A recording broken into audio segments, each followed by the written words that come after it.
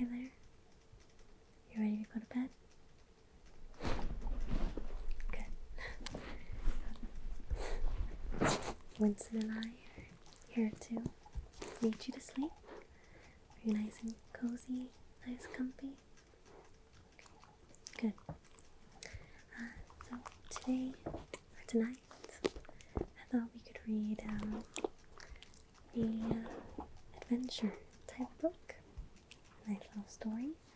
I have this one here today.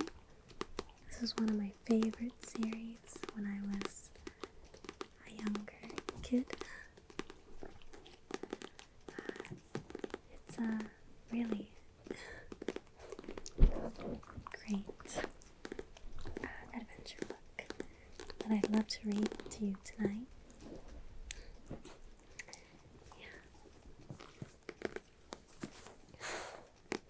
I'll read you the synopsis on the back so you can kind of get an idea of what it's like. Okay. When 11-year-old Gregor follows his little sister through a grate in the laundry room of their New York apartment building, he hurtles into the dark underland beneath the city. There humans live uneasily beside giant spiders, bats, cockroaches, and rats. But the fragile peace is about to fall apart. Gregor wants no part of a conflict between these creepy creatures. He just wants to find his way back home. But when he discovers that a strange prophecy foretells a role for him in the Underland's uncertain future, he realizes it might be the only way to solve the biggest mystery of his life. Little does he know, his quest will change him and the Underland forever.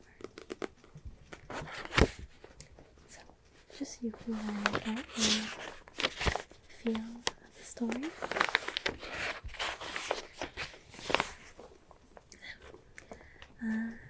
At any point that you feel yourself drifting to sleep, let yourself do that. I know the story might be interesting to hear, but go ahead and let yourself sleep when you feel yourself getting drowsy, okay? Alright. And just focus on my voice and the story that I'll be telling you. Kind of let your mind slowly ease to little to no thoughts, okay? Okay. So I'll begin reading now. I hope you enjoy the story, okay? Gregor had pressed his forehead against the screen for so long, he could feel a pattern of tiny checks above his eyebrow. He ran his fingers over the bumps and resisted the impulse to let out a primal caveman scream. It was building up in his chest, that long, guttural howl reserved for real emergencies. Like when you ran into a saber-toothed tiger without your club, or your fire went out during the Ice Age.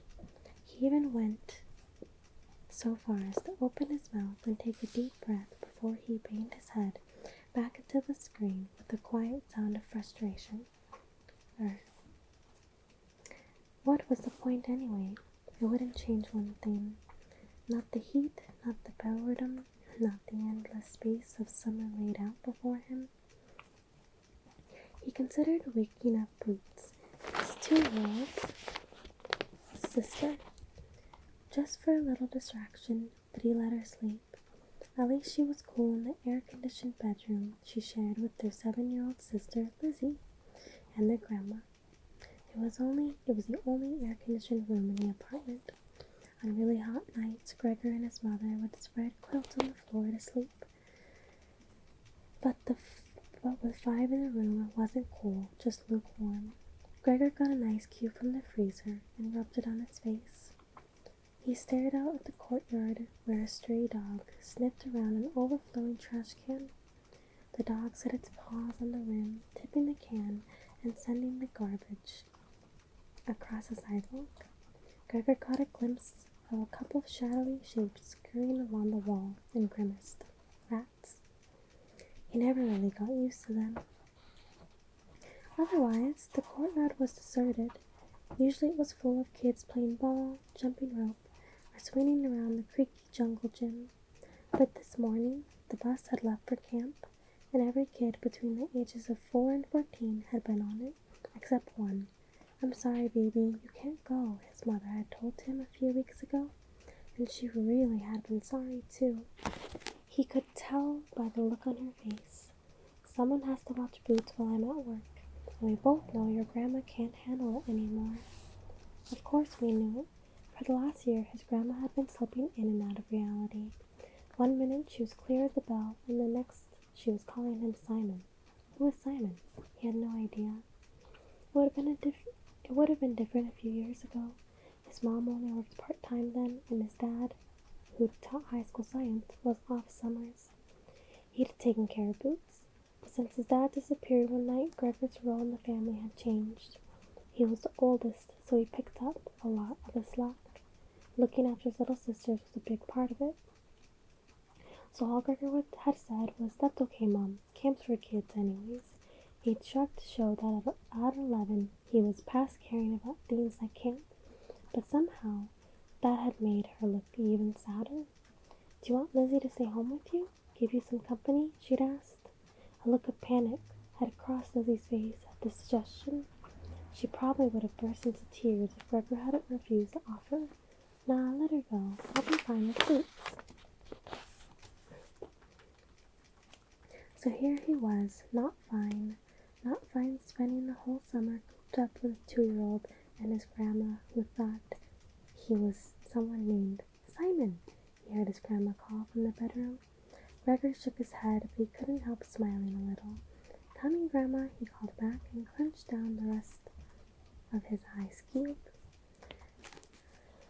A golden glow filled his room as the afternoon sunlight tried to force its way through the shades. His grandma lay on the bed, covered by a thin cotton quilt. Every patch on the quilt had come from a dress she had made for herself through the years. In her more lucid moments, she'd talk to Gregor through the quilt.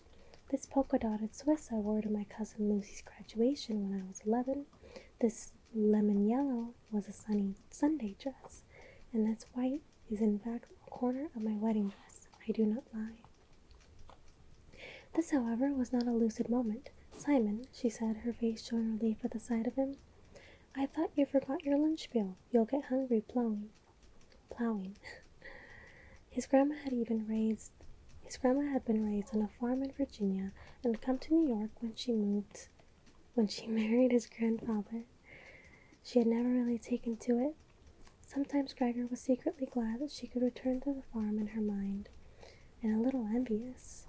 It wasn't any fun sitting around their apartment all the time. By now the bus would probably be arriving at camp, and Lizzie and the rest of the kids would giggle, squealed the little voice. A curly head popped over the side of the crib. "Me out!" Boots stuck the soggy end of a stuffed dog's tail in her mouth and reached up both arms to him. Gregor lifted his sister high in the air and blew a loud raspberry on her stomach. She giggled, and the dog fell to the floor. He set her down to retrieve it. "Take your hat," said Grandma, still somewhere back in Virginia. Gregor took her hand to focus her attention. "You want a cold drink, Grandma? How about a root beer?" She laughed. "A root beer? What is it, my birthday? How did you answer something like that?" Gregor gave her hand a squeeze and scooped up Boots. "I'll be right back," he said loudly. His grandma was still laughing to herself. "A root beer," she said, and wiped her eyes.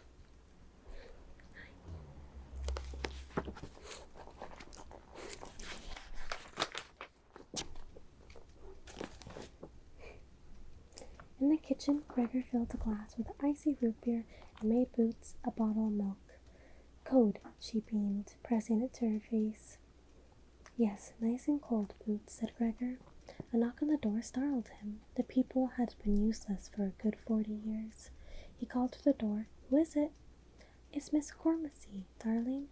I told your mother I'd sit with your grandma at 4, a voice called back. Then Gregor remembered the pile of laundry he was supposed to do. At least he'd get out of the apartment. He opened the door to find Miss Cormacy, looking wilted in the heat. "Hello, you. Isn't it awful? I tell you, I do not suffer heat gladly." She bustled into the apartment, patting her face with an old bandana. "Oh, you dream. Is that for me?" she said, and before he could answer, she was gulping down the root beer like she'd been lost in the desert. "Sure," Gregor mumbled, heading back to the kitchen to fix another. He didn't really mind Miss Gramercy, and today it was almost a relief to see her.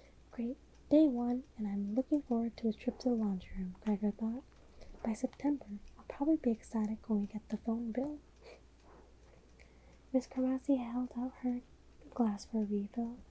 "So when are you gonna let me read your tarot, mister? You know I've got the gift," she said. Miss Gramercy posted signs by the mailboxes offering to read tarot reading cards for people at $10 a shot. "No charge for you," she always told Gregor. He never accepted because he had a sneaking suspicion Miss Gramercy would end up asking a lot more questions than he would. Questions he wouldn't answer. Questions about his dad. He mumbled something about the laundry and hurried off to collect it. Knowing Miss Gramercy, she probably had a deck of tarot cards right in her pocket. Down in the laundry room, Gregor sorted clothes as best as he could. Whites, darks, colors. What was he supposed to do with Boots' black and white striped shorts? He tossed them in the darts, feeling sure it was the wrong decision. Most of their clothes were kind of grayish anyway, from age, not bad laundry choices. All Gregor's shorts were just his winter pants, cut off at the knee, and he only had a few t-shirts that fit from last year. But what did it matter if he was going to be locked in the apartment all summer? "Ball!" cried Boots in distress. "Ball!" Gregor reached his arm between the dryers and pulled out an old tennis ball Boots had been chasing around. He picked off the dryer lint and tossed it across the room. Boots ran after it like a puppy. "What a mess," thought Gregor, laughing a little. "What a sticky, crusty, dusty mess." The remains of her lunch, egg salad, and chocolate pudding were still evident on Boots' face and shirt. She had colored her hands purple with washable markers that Gregor thought maybe a sandblaster could remove, and her diaper sat down around her knees. It was just too hot to put her into shorts. Boots ran back to him with the ball, dryer lint floating in her curls. Her sweaty face beamed as she held out the ball. "What makes you so happy, Boots?" he asked. "Ball," she said, and banged her head into his knee on purpose, to speed him up. Gregor tossed the ball down the alley between the washers and dryers. Boots flew after it. As the game continued, Gregor tried to remember the last time he'd felt as happy as Boots did with her ball. He had some decent times over the past couple of years. The city middle school band had gotten to play at Carnegie Hall. That was pretty cool. He'd even had a short solo on his saxophone. Things were always better when he played music. The notes seemed to carry him to a different world altogether. Running track was good too, pushing his body on and on until everything had been drummed out of his mind. But if he was honest with himself, Gregor knew it had been years since he'd felt happiness.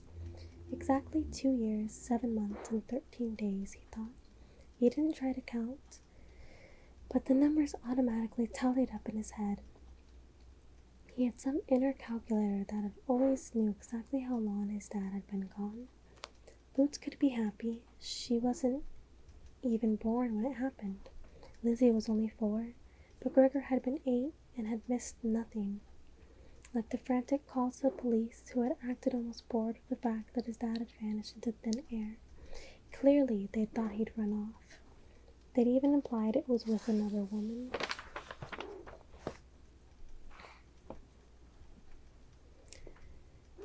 That just wasn't true. If there was anything Gregor knew, it was that his father loved his mother, that he loved him and Lizzie, and that he would have loved Boots. But then, how could he have left him without a word? Gregor couldn't believe his dad would abandon the family and never look back. Accept it, he whispered to himself. He's dead. A wave of pain swept through him. It wasn't true. It couldn't be true. His dad was coming back because what? Because he wanted it so badly it must be true? Because he needed him? No, thought Gregor. It's because I can feel it. I know he's coming back. The washer spun to a stop, and Gregor piled the clothes into a couple of dryers. And when he gets back, he'd better have a really good explanation for where he's been, muttered Gregor as he slammed the dryer door shut. Like he got bumped on the head and forgot who he was, or he was kidnapped by aliens. He thought about different possibilities a lot in his head, but they rarely mentioned his dad at home. There was an unspoken agreement that his dad would return. All the neighbors thought he must have taken off. The adults never mentioned it, and neither did most of the kids. About half of them only lived with one parent anyways. Strangers sometimes asked, though. After about a year of trying to explain it, Gregor came up with this story that his parents were divorced and his dad lived in California. It was a lie, but people believed it while no one seemed to believe the truth, whatever that was. And after he gets home, I can take him, Gregor said aloud, and then stopped himself. He was about to break the rule that he couldn't think about things that would happen after his dad got back. And since his dad could come back at any moment, Gregor didn't allow himself to think about the future at all. He had this weird feeling that if he imagined actual events like having his dad back next Christmas or his dad helping to coach the track team, they would never happen. Besides, as happy as some daydream would make it, it only made returning to reality more painful. So that was the rule. Gregor had to keep his mind in the present and leave the future to itself. He realized that this system wasn't great, but it was the best way he'd figure out to get through a day. Gregor noticed that Boots had been suspiciously quiet. He looked around and felt alarmed when he couldn't spot her right away. Then he saw a scuffed pink sandal poking out from the last dryer. "Boots, get out of there," said Gregor. You had to watch her around electrical stuff. She loved the plugs. As he hurried across the laundry room, Gregor heard a metallic clunk and then a giggle from Boots. Great, now she's dismantling the dryer, thought Gregor, picking up his speed. As he reached the far wall, a strange scene confronted him. The metal grate to an old air duct was wide open, secured by the two rusty hinges at the top. Boots was squinting into the open, about 2 feet by 2 feet, which led to the wall of the building. From where he stood, Gregor could see nothing but blackness, then a wisp of, what was it, steam? Smoke? It didn't really look like either. Some strange vapor drifted out of the hole and curled around Boots. She held out her arms curiously and leaned forward. "No!" yelled Gregor as he lunged for her, but Boots' tiny frame seemed to be sucked into the air, ducked. Without thinking, Gregor thrust his head and shoulders into the hole. The metal grate smacked into his back. The next thing he knew, he was falling down, down, down into empty space. Gregor twisted around in the air, trying to position himself so he wouldn't land on Boots when they hit the basement floor, but no impact came. Then he remembered that the laundry room was in the basement, so what exactly had he fallen into? The wisp of vapor had thickened into a dense mist that generated a pale light. Gregor could see only a few feet in the direction. His fingers clawed desperately through the white stuff, looking for a handhold, but came up empty. He was plummeting downward, so fast his clothes ballooned around him. "Boots," he hollered, and the sound bounced eerily back to him. There must be sides to this thing, he thought. He called again. "Boots." A bright giggle came from somewhere below him. "Gee-go-gee-wee," said Boots. "She thinks she's on a big slide or something," thought Gregor. At least she's not scared. He felt scared enough for the both of them. Whatever strange hole they had slipped into must have a bottom. There was only one way that this spinning through space could end. Time was passing. Gregor couldn't tell exactly how much, but too much to make sense. Surely there was a limit to how deep a hole could go. At some point, you'd have to run into water or rock or the Earth's planets or something. It was all like this horrible dream he had sometimes. He'd be high up somewhere he wasn't supposed to be, usually like the roof of the school.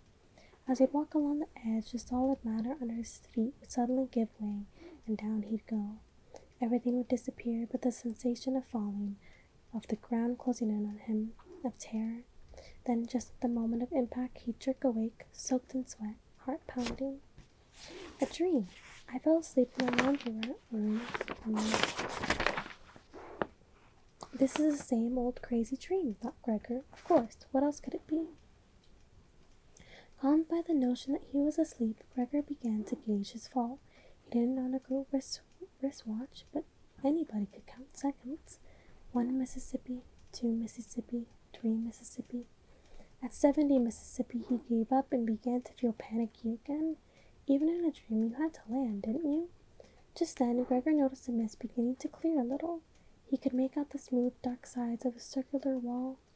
He seemed to be falling down a large, dark tube.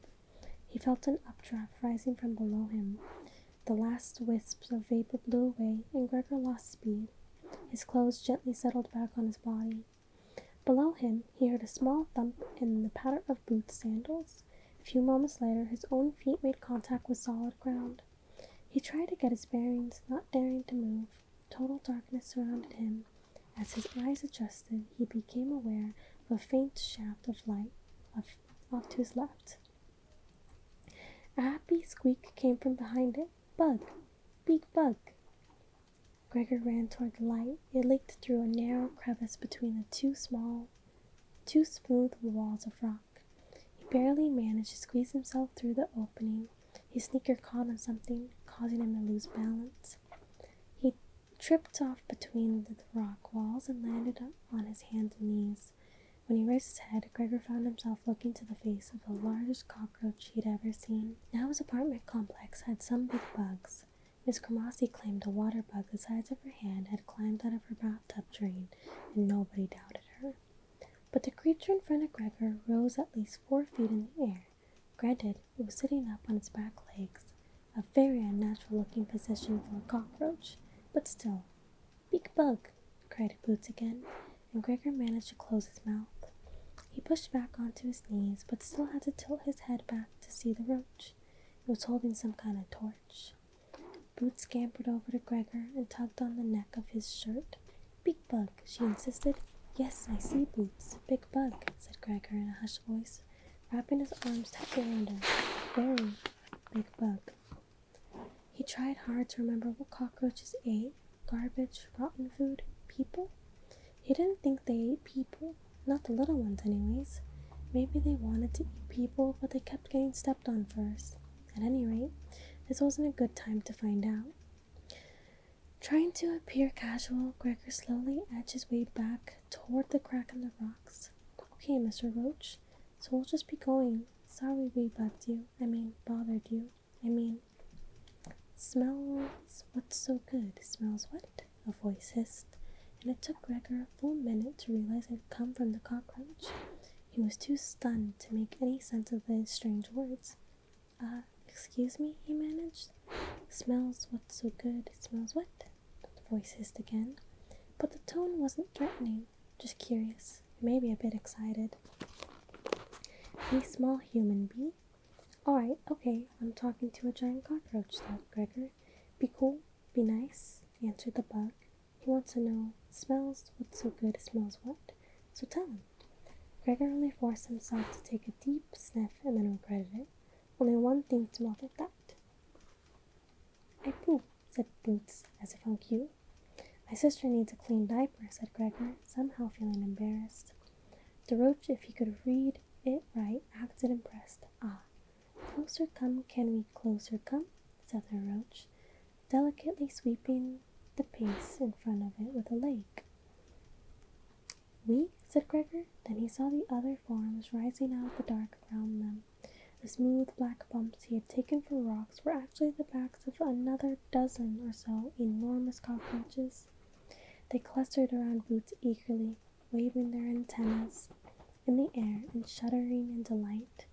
Boots, who loved any kind of compliment, instinctively knew she was being admired. She stretched out her chubby arms to the giant insects.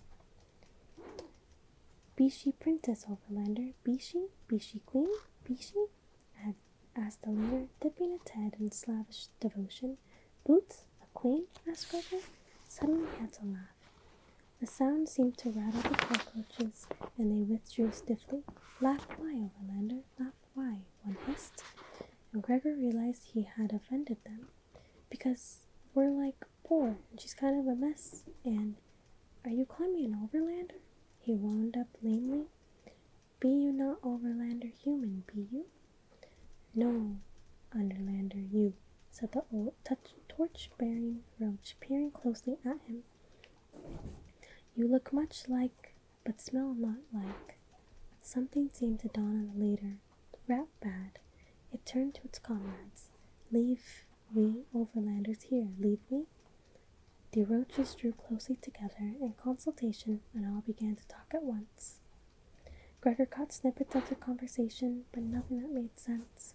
They were so immersed in their debate that he thought about trying to escape again. He looked at his surroundings. In the dim torchlight, they appeared to be in a long, flat tunnel. We need to go back up, thought Gregor. Not sideways. He could never scale the walls of the hole he'd fallen down with boots in his arms. The roaches came to a decision. You come, overlanders. Take to humans, said the leader. Humans, said Gregor, feeling relieved. There are other humans down here? Ride you, run you, asked the roach, and Gregor understood. It was offering him a lift. It didn't look sturdy enough to carry him, but he knew some insects, like ants, could carry many times their weight.